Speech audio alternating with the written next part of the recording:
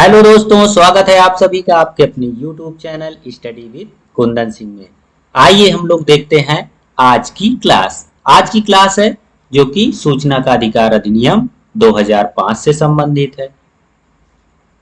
अब इस क्लास में हम लोग देखेंगे कि सूचना का अधिनियम इसको लाने की आवश्यकता क्यों पड़ी, इसके इतिहास के बारे में जानेंगे और सारी बारीकियों को धीरे धीरे समझने का प्रयास करेंगे।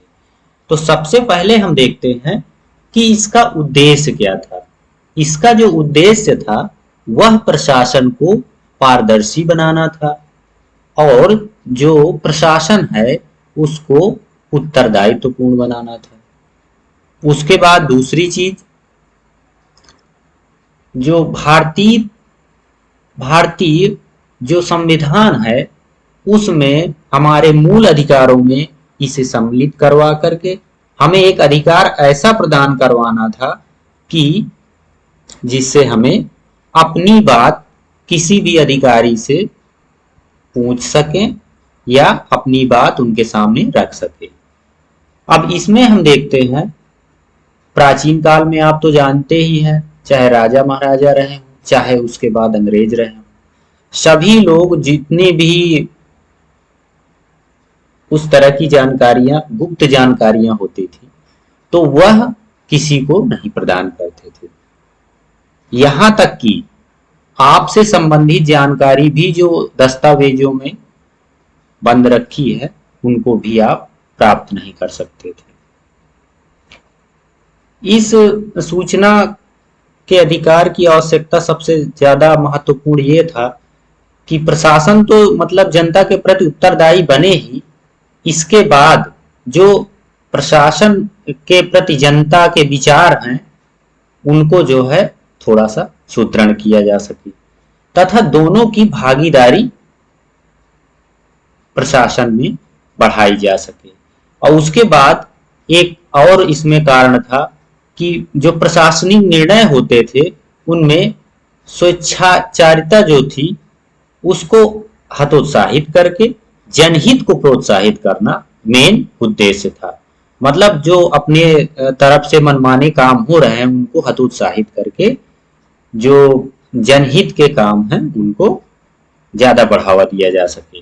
और लोक सेवक जो रहते थे वो लोग सत्ता का दुरुपयोग करते थे, तो उस दुरुपयोग को भी कम करना इसका प्रमुख उद्देश्य था। यह जो अधिनियम है यह प्रशासन को जनता की आवश्यकताएं जिस रूप में है उसी रूप में उनको सूचनाएं प्रदान करने की व्यवस्था करता है। देखिए, जब हम लोग देखते हैं कि लिखित रूप में, तो आप देखोगे कि जब 1923 में अंग्रेजों ने एक अधिनियम बनाया था, गोपनीयता का अधिनियम, उसमें क्या किया गया था कि जो उनके द्वारा काम किए जाते थे उनको गुप्त रखा जाता था। तो भाई अगर कोई चीज कोई छुपा के रखेगा तो लोगों के मन में जिज्ञासा होगी कि इसको जाना जाए, भाई इसमें है क्या, कैसे क्या हो रहा है। तो जब हमारा आजाद हो गया देश 1947 में, तो हमें लगा कि जो है हम लोग आजाद तो हो गए हैं लेकिन जो हमें अधिकार मिलने चाहिए थे वो सही रूप में नहीं मिल पाए। इसके बाद हमारा एक मामला आता है सुप्रीम कोर्ट का, राजनारायण बनाम उत्तर प्रदेश करके। उसमें हमारा जो उच्चतम न्यायालय है वो आदेश देता है कि भाई ऐसा करो कि जो भी सार्वजनिक कार्य हैं उनका ब्यौरा जनता को प्रदान करो। उसके बाद हम देखते हैं कि अगला जो काम होता है वो होता है यूपीए की सरकार में, ये जो हमारी कांग्रेस गठबंधन है इसके द्वारा 12 मई 2005 को एक अधिनियम जो है पारित किया जाता है। उस समय अगर आपसे पूछा जाएगा कि प्रधानमंत्री कौन थे तो आप बताओगे मनमोहन सिंह उस समय प्रधानमंत्री थे। और ये अधिनियम कौन सा था? सूचना का अधिकार अधिनियम था। इसके बाद हम लोग आगे देखेंगे कि राष्ट्रपति के हस्ताक्षर इस अधिनियम में कब हुए। तो आप इसमें बताओगे कि 15 जून 2005 को सूचना का अधिकार अधिनियम 2005 में राष्ट्रपति के द्वारा हस्ताक्षरित किया गया। जब इसमें हस्ताक्षर हुए और ये अधिनियम बना तो उस समय 12 अक्टूबर 2005 को यह कश्मीर मतलब जम्मू कश्मीर इसको छोड़कर पूरे भारत में लागू हुआ। लेकिन बाद में जब जम्मू कश्मीर को केंद्र शासित प्रदेश बना दिया गया तो वर्तमान में अगर आपसे पूछा जाएगा इससे क्वेश्चन तो आप बताओगे कि यह जम्मू कश्मीर सहित पूरे देश में लागू है। अब इसके कुछ उद्देश्य जब आपसे क्वेश्चन पूछे जाएंगे तो इसमें पूछा जाएगा कि आप ये बताइए कि ये जो एक्ट था इसका उद्देश्य क्या था, किस वजह से इसको बनाने की आवश्यकता पड़ी। तो सबसे पहला उद्देश्य तो पारदर्शिता लाना था और दूसरा महत्वपूर्ण उद्देश्य था जो प्रशासन है तो उसको उत्तरदायित्वपूर्ण बनाना। अब इन दोनों का हम लोग मतलब समझते हैं कि ये जो पारदर्शिता लाना और उत्तरदायित्वपूर्ण प्रशासन बनाना, तो क्या हमारे देश में ये जो प्रशासन था उत्तरदायित्वपूर्ण नहीं था, क्यों इसकी आवश्यकता पड़ी। तो हम बताएंगे कि पुराने समय में जो प्रशासन था वो उसके और जनता के बीच में जो संबंध थे वह अच्छे नहीं थे। तो इसका उद्देश्य ये था कि जो उनके बीच में संबंध है उसको संवेदनशील बनाया जाए, अच्छे बनाया जाए, मधुर बनाया जाए तथा जो लोक प्रशासन है तो उनके जो भ्रष्टाचार के अवसर हैं उनको कम किया जा सके और जो जनता है उसका प्रशासन में ज्यादा से ज्यादा भागीदारी बढ़ाई जाए तथा उत्तरदायी प्रशासन बनाया जाए। तो इन्हीं सब उद्देश्यों की वजह से इसको बनाया गया। अब हम यहाँ पे इसके आगे थोड़ा सा देखेंगे कि क्या इसका वर्णन कहीं पे और भी किया गया है। तो आप बताओगे कि हाँ, जब ये एक्ट बना उसके बाद इसको हमारा जो संविधान है उसके अनुच्छेद 19(1) में जो हमारे मूल अधिकार हैं उसके अंतर्गत इसको रखा गया। अब इसमें एक क्वेश्चन और बनता है कि इसके ये जो हमारा सूचना का अधिकार अधिनियम 2005 है इसके जो महत्वपूर्ण फैक्ट हैं वो क्या है। तो इन्हीं से अधिकतर क्वेश्चन पूछे जाते हैं परीक्षाओं में। तो इसमें आपसे क्वेश्चन बनेगा कि इस एक्ट में कितनी धाराएं हैं, तो आप इसमें जवाब देंगे 31 धाराएं। ये जो आपका अधिनियम सूचना का अधिकार अधिनियम 2005 है इसमें कितनी धाराएं हैं, तो आप बताएंगे 31 धाराएं। अब इसमें अगर क्वेश्चन बनता है कि इसमें अध्याय कितने हैं, जो सूचना का अधिकार अधिनियम है उसमें कितने अध्याय हैं, तो आप बताओगे 6। अब उसके बाद आपसे इसमें अनुसूचियां पूछेगा, तो अनुसूची कितनी है, 2। हाँ, अभी ये चीज हम लोग बात कर रहे थे तो वही चीज फिर से आ गई कि भारतीय संविधान में इसको कहाँ पे वर्णित किया गया है। तो आप बताएंगे कि संविधान के अनुच्छेद 19(1) में जो कि हमारे मूल अधिकार हैं उसमें इसका वर्णन किया गया है। उसी में सूचना के अधिकार को एक मूल अधिकार बताया गया है।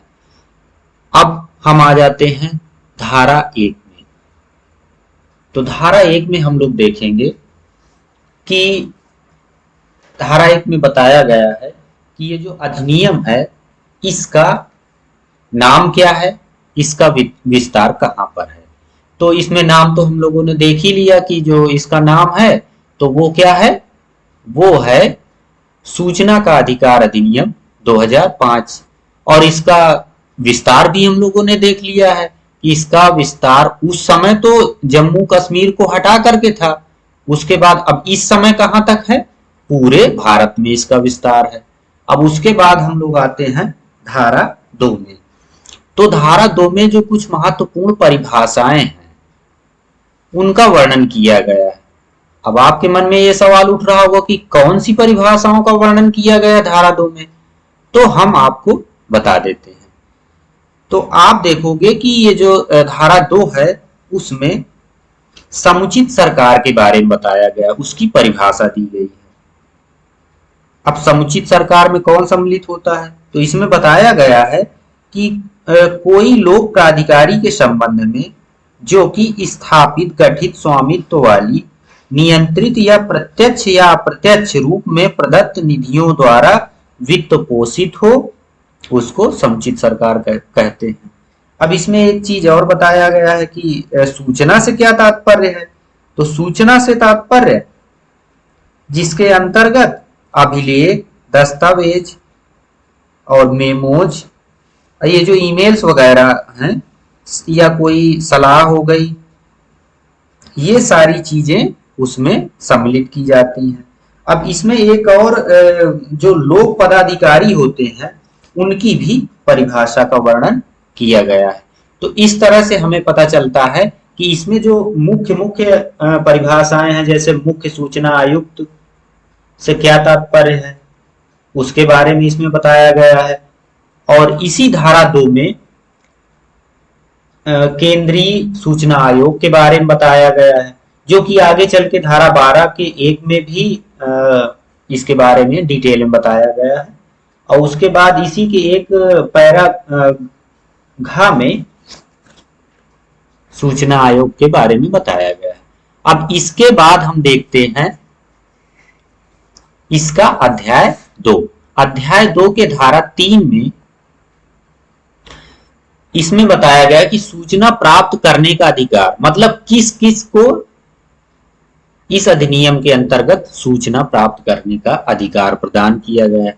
तो आप बताओगे कि भारत के सभी नागरिकों को इस अधिनियम के अंतर्गत विधिपूर्ण, हर तरह की सूचना नहीं, केवल उसमें विधिपूर्ण सूचना ही सम्मिलित होगी।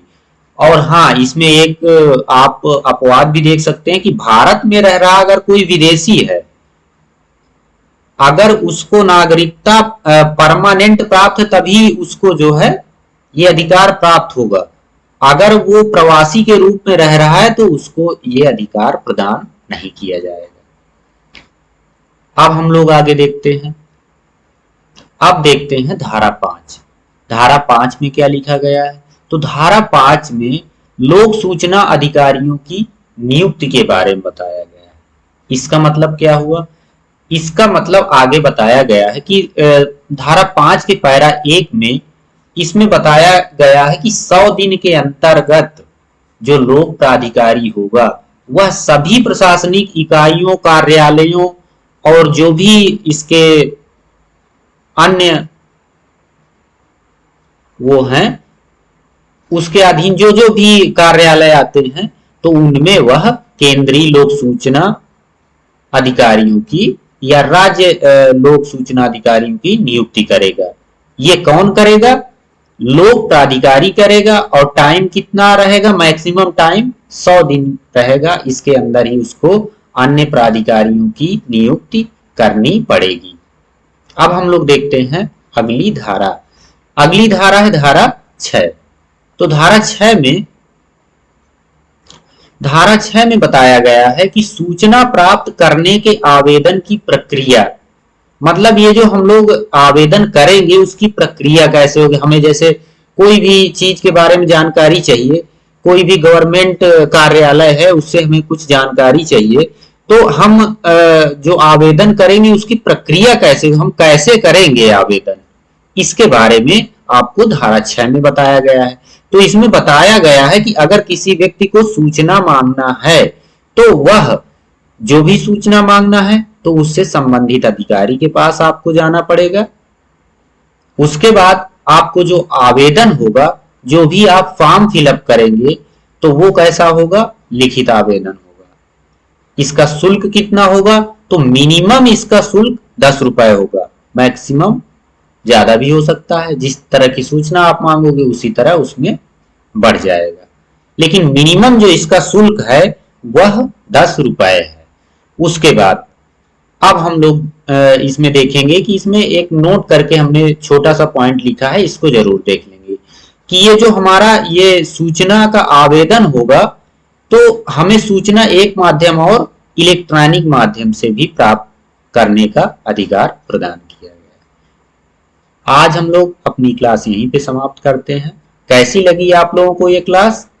जैसा भी हो आप लोग कमेंट के माध्यम से जरूर बताएं तथा ज्यादा से ज्यादा सब्सक्राइब और शेयर करें। Thanks for watching.